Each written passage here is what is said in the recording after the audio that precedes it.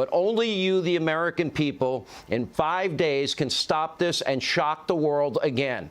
And tonight, more and more Americans are backing the president's pro-growth, pro-freedom agenda. Look at this. Lil Wayne has now come forward praising the president for his work with criminal justice reform, his ongoing efforts to increase opportunities in the African-American community.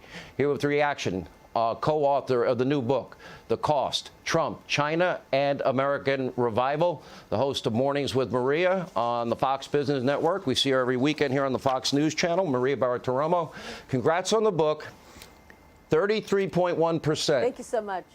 33.1%. You know markets as well as anybody I know.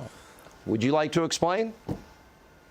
Yeah, Sean, thank you so much. Things are getting better for sure. That GDP number, better than expected, a BAFO number at 33.1% annually. But when you dig deeper into this number, it really is stunning what's going on. Automobile production was up almost 1,200%. You just mentioned business equipment spending, 70% higher. The consumer is holding up incredibly well here. We are seeing a rebound, and we are going to see continued growth in the fourth quarter and into 2021. What's really stunning, Sean, is how well the consumer is handling this pandemic and how he or she is holding up so well, even in the face of a lack of any more stimulus. This morning, I spoke with Larry Kudlow, and he said an interesting thing happened today.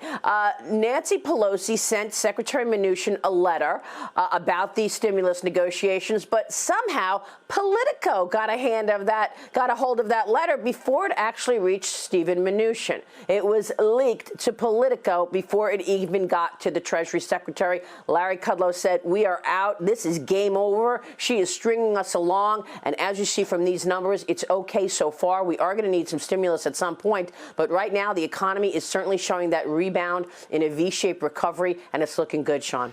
You know, nobody ever talks about Joe and Barack's agenda. Number one, they didn't do criminal justice reform, police reform, opportunity zones. They never had a platinum plan, nor did they ever set record low unemployment for African Americans, Hispanic Americans, Asian Americans, women in the workforce, youth unemployment, and African American youth unemployment. Donald Trump did that. So I look at their record. Now, correct me if I'm wrong, because if memory serves me well, Biden and Obama added 13 million more Americans to food stamps, 8 million more in poverty, the lowest labor participation rate since the 70s, the worst recovery since the 40s, the lowest home ownership rate in 51 years, and accumulated more debt than all 43 presidents before them. Right or wrong?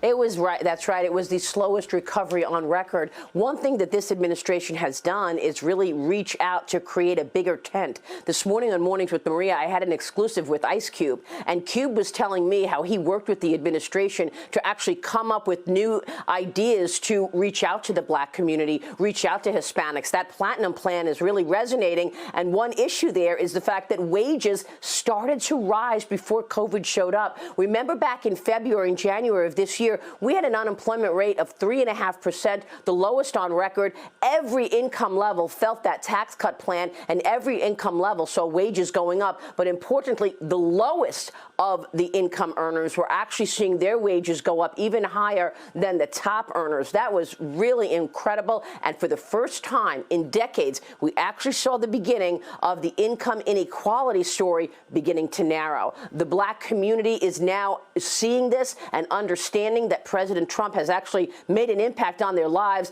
That's why there are some expectations that the black vote is going to come out for President Trump to the tune of 20 to 30%. Sean, that is a huge number. I don't think we've ever seen anything like that. Okay, you look at all the blue cities and all the blue states run by liberal Democrats for decades. Look at Chicago. Biden, Obama, president, vice president, 8 years, 4,000 homicides, 20,000 shootings. They barely mention it. Okay, you got all of these cities. How would you grade them with law and order and safety and security? I'd give them an F. How would you grade them with education? I'd give them an F. How did Obamacare work out? Millions lost doctors, millions lost plans, and we all paid about 200% more. So why would people put their faith, hope, and trust when they don't even do the fundamentals of keeping people safe and educating our kids well at all? Why give them more responsibility? Well, you're right. Well, Exactly. And the truth is economic security equals national security. That's why the economy is so critical here, ensuring that all income levels are getting what they need in terms of opportunities to work and make as much money as they can. That creates safety. That creates law and order. So you really need to start with the economy and start with policies that actually reach all income levels. That's what this administration has done. Look, the open borders policy, the other policies in a lot of these Democratic cities have clearly failed. Look at Nancy Pelosi's district in San Francisco. Homelessness, drugs on the street, the place is a wreck, unfortunately. I was there earlier this year, and it's a sad state of affairs. You look at different Democrat-run states, and clearly the policies are not working. You need a policy that is inclusive and a policy that actually creates economic security, which leads to safety and national security. And then we got candidate doom and gloom. Will somebody tell Joe, I'm sure he gets his oatmeal and his applesauce every day.